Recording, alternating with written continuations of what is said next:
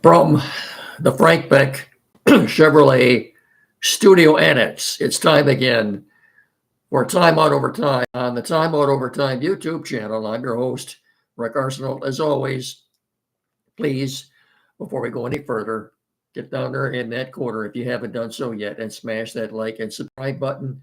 Thank you so much. Uh, an eventful weekend with plenty to talk about. The winter meetings, baseball's winter meetings convened today in Dallas, and they got jump started last night. Pardon me just a second there. We're losing our camera. Hang on, folks. There we go. We got it. Got jump started last night with the word that Juan Soto had signed or was about to sign or was going to sign a 15-year contract with the New York Mets for somewhere in the vicinity of $765,000.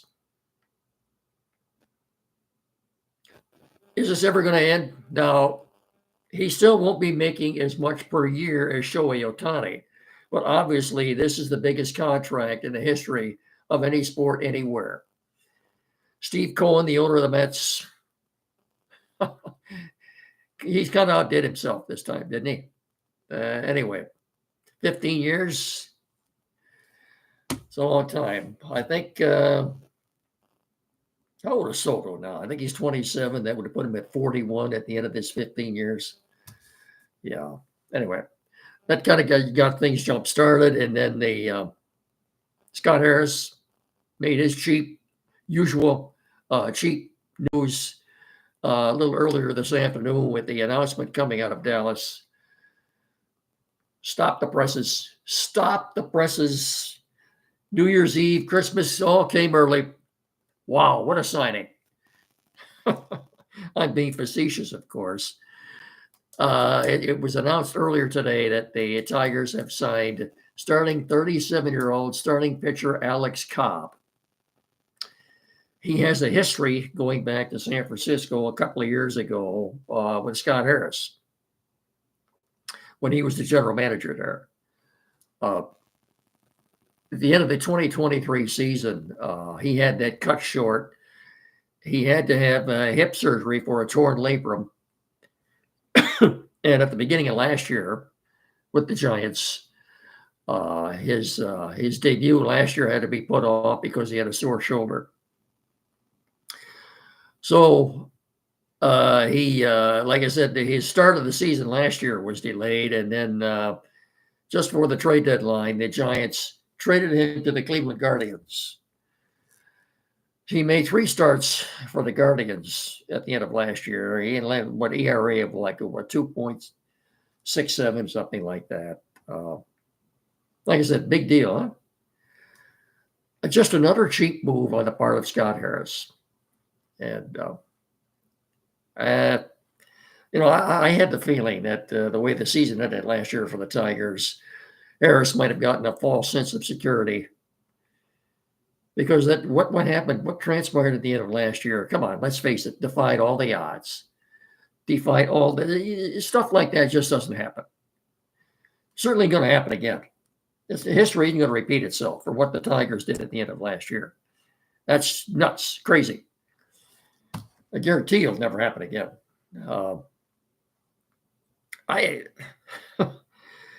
Getting fed up with the way the Tigers do business, and Chris Ilitch, the owner, coming off as being really cheap.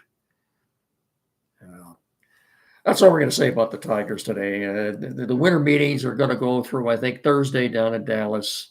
I don't expect anything earth-shattering out of that. I really don't. Enough said about the Tigers. Alex Cobb. Of course, the whole thing is pending a physical that he passes a physical to. Didn't get any monetary facts. And quite frankly, I don't care. It's pretty much the way it is. So, all right, enough for baseball right now. Like I said, Juan Soto signed that ridiculous deal. I didn't see any other news out of Dallas today, any earth-shattering news. Now, Michigan, a couple of very quality wins last week over Wisconsin and Iowa, two very good teams. So the Wolverines are now ranked number 14 in the country. They will take on Arkansas, an unranked Arkansas team tomorrow night at Chrysler. They are currently 8-1. Michigan State, a couple of Big Ten wins last week over Minnesota and Nebraska, who, in my opinion, are not very good. The Spartans right now are 8-2, and they are ranked 21st in the country. They don't play again until next Tuesday, the 17th, when they host Oakland University. I believe right now they're taking final exams up on the banks of the Red Cedar. That's why there's no activity until next week. So much for them. Pistons, maybe their most quality win of the last couple of years at Madison Square Garden last week. Scored 129 points in beating the Knicks in Madison Square Garden, led by Cade Cunningham's 29 points. I was shocked. Obviously, I don't watch the Pistons, but when I heard the final score, I thought maybe I was having a pipe dream or something. You're telling me the Pistons beat the Knicks in Madison Square Garden? And they're remaining out east. They're 10-15 right now. They're tied with the Pacers and the Bulls for ninth place in the Eastern Conference. They don't play again until Thursday night when they're in Boston. And as far as the Red Wings are concerned, another bad loss to the Avalanche, who hadn't been playing very well until they came to Little Caesars, 2-1 Saturday night. So they're 11-13-4 right now. They play in Buffalo tonight. The Sabres are 11-13-3. Two teams that aren't very good. The last time the Wings were there a couple of weeks ago, 2 or 3 weeks ago, they lost. It was a Saturday matinee, and the Sabres beat them. You know, the Wings, if I could say a couple of things about them, they just don't show any emotion when the game starts. They just don't. And they're a reflection of their coach. Every time I talk about the Red Wings, I'm going to tell you the coach, Derek Lalonde, should be dismissed. I hate to see anybody lose their job, but I think both the coach and the general manager need to take a walk. I really do. I don't care if it's Steve Yzerman or wherever it is. They're not going to make the playoffs again this year, and it's just and it's sad. It's too bad, because if you go to a Red Wing game, they pretty much have a packed house every night, regardless of what the team does. They just have it truly is hockey town there. And that's sad that they don't have a better product to put on the ice right now. But anyway, they're in Buffalo tonight. Have we got everything out of the way prior to talking about the Lions in college football? I think we do. Okay, before we do this, let me wet the whistle here, and we will proceed with the activity here. Hang on just a second.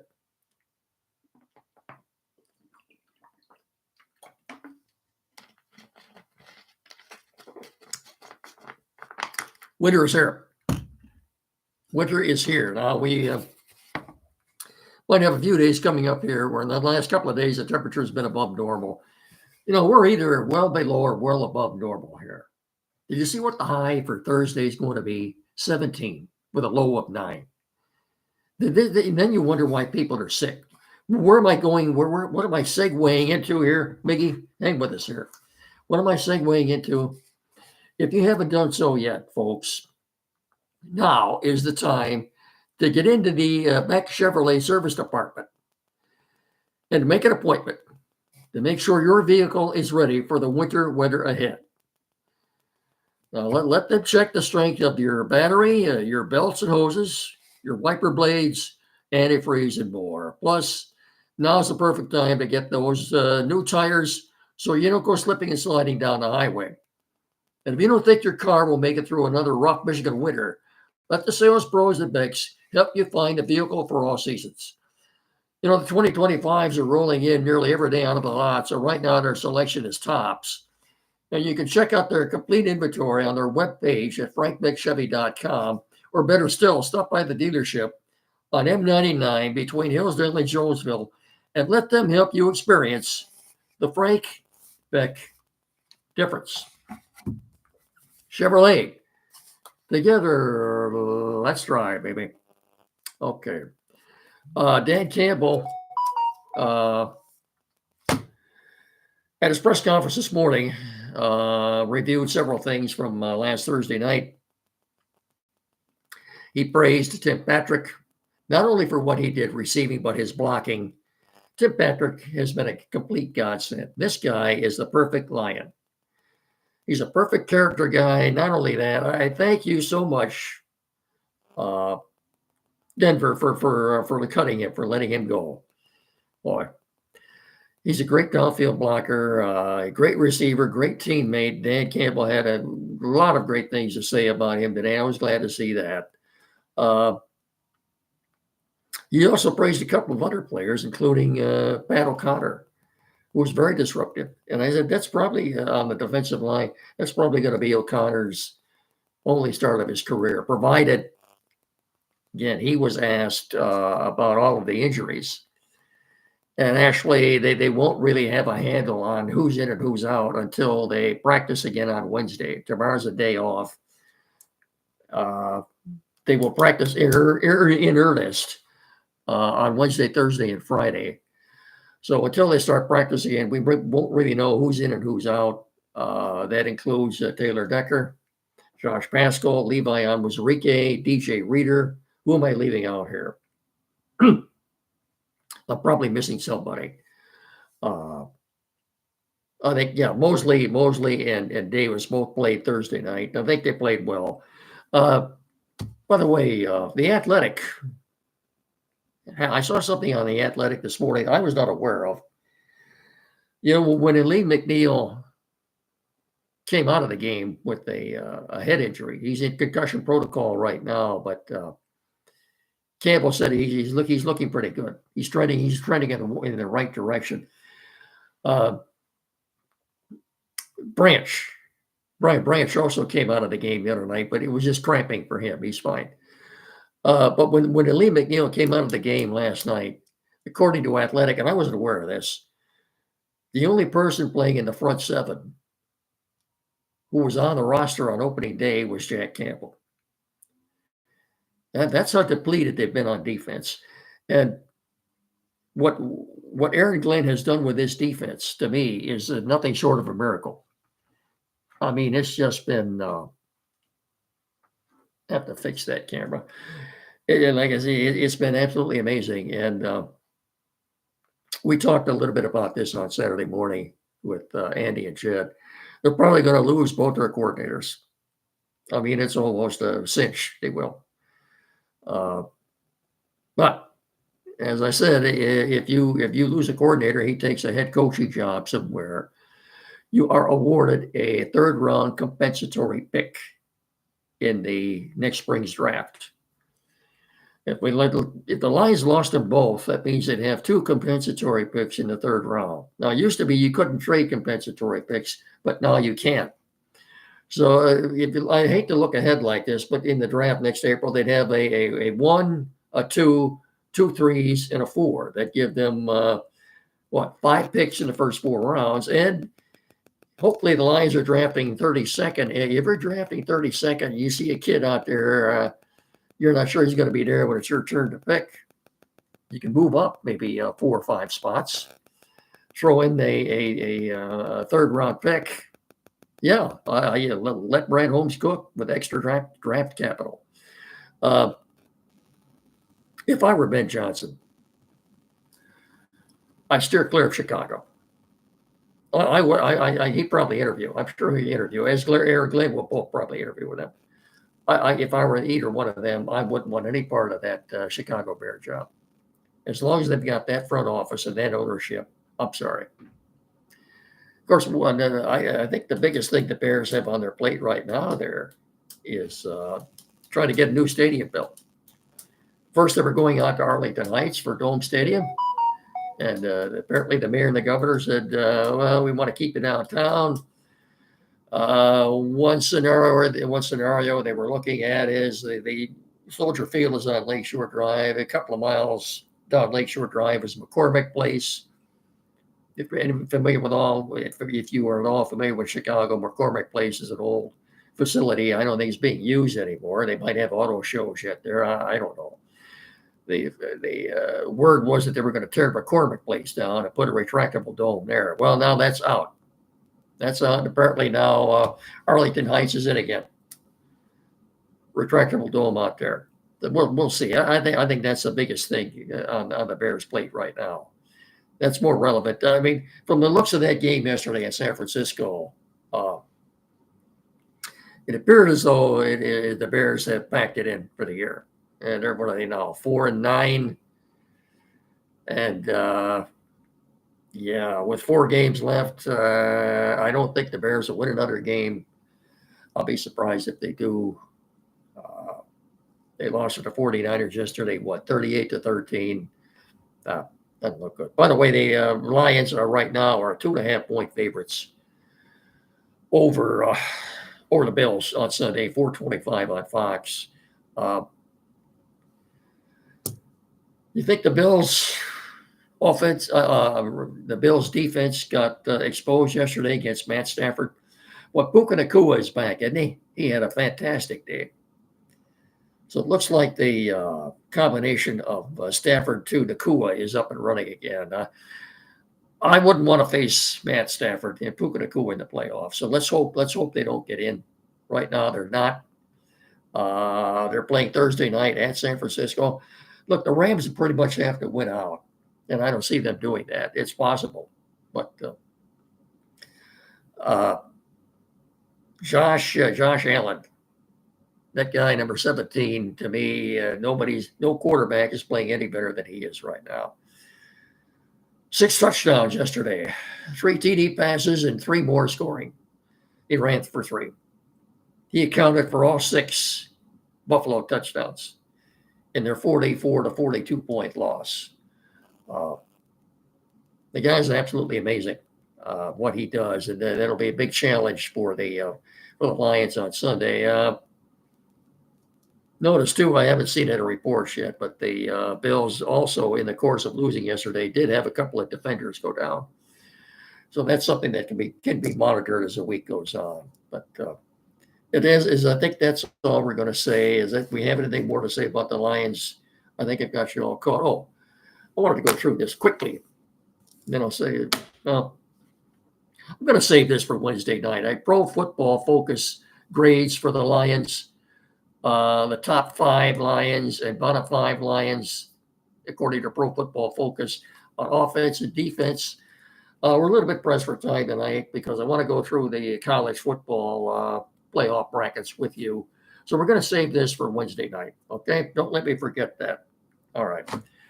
Word for Tim Lindley quickly, and then we'll move on. Tim Lindley, Quality PC, downtown Hillsdale. As you know, you're a regular viewer here. We don't do this without his help and assistance and patience and everything else. The most knowledgeable person in our area when it comes to technical services, repairs, sales, anything at all. Tim Lindley, Quality PC, downtown Hillsdale, 37 Waldron Street, a couple hundred feet west of Howell. Right down the alley there. You can't miss it, across from Fat Jack's. You won't find a more knowledgeable tech service guy in our area than Tim Lindley.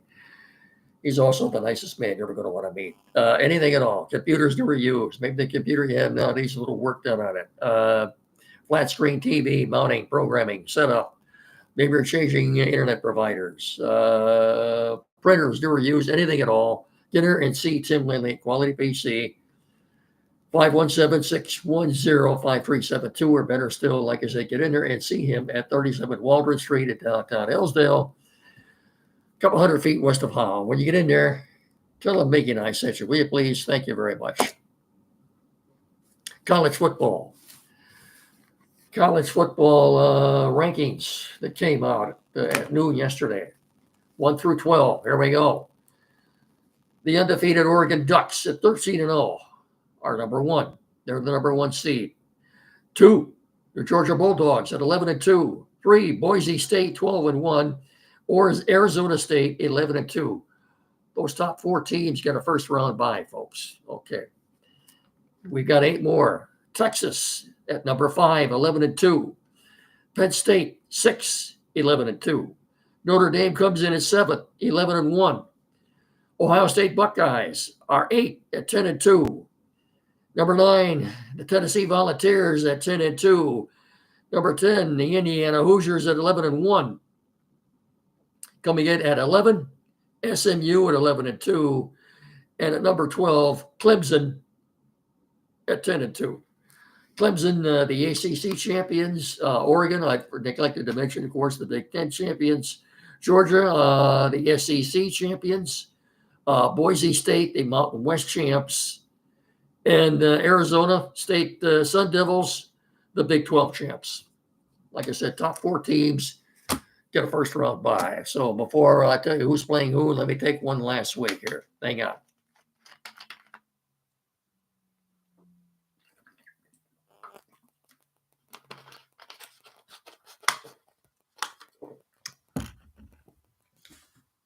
All right, here we go.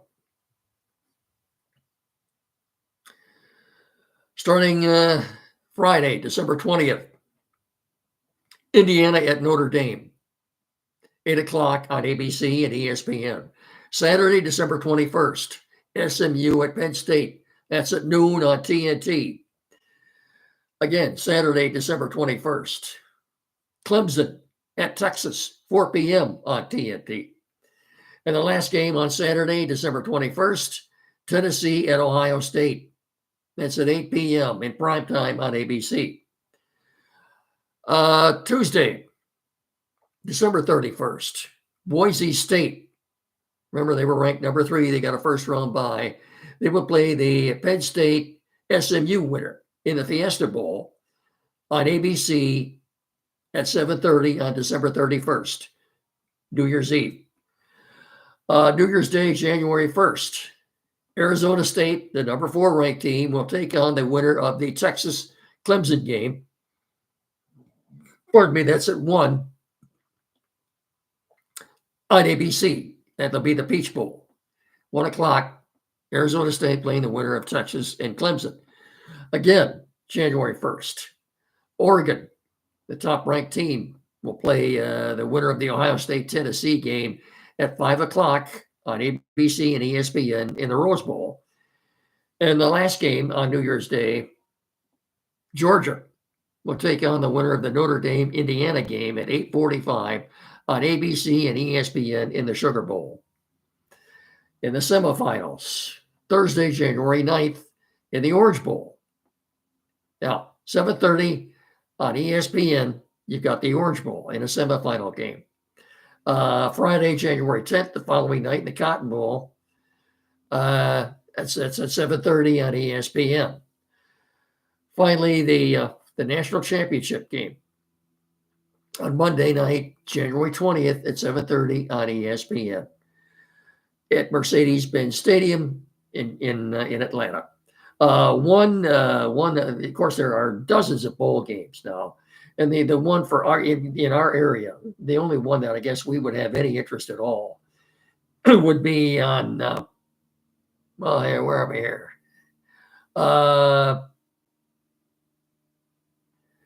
December 31st, New Year's Eve, December 31st at noon on ESPN. Michigan plays Alabama in the ReliaQuest Bowl. Now, there are so many. What do they have now? At least 2 or 3 dozen different bowl games. If you're old enough to remember, and we're going back a ways, if you're old enough to remember, the only bowl games we had back then, I say back, I'm not going to tell you how far back we're going. The only bowl games we had were on New Year's Day with the the Cotton Bowl and the Rose Bowl and the Sugar Bowl and the Orange Bowl, and that was it. 4 bowl games. And the number 1 team in the nation was determined by the Associated Press and the Coaches Poll back then. So we've come a long, long way since then. Haven't we? We have. Again, I said, as I told you, Wednesday night, when we have a little bit more time, we're going to go over the Pro Football Focus top five and bottom five graded Lions for the game last Thursday on offense and defense. And by Wednesday, too, the Lions will have a practice under their belt. We'll know more who practiced, who didn't practice, how all these injuries are progressing. I expect the Lions to get some of these guys back. I don't expect to get them all back, but just keep your fingers crossed. We'll see. We'll see. That's going to about do it for now. Don't forget, Saturday mornings here locally on WCSR 92.1 FM from 9 to 10, Time Out with Andy and Jed.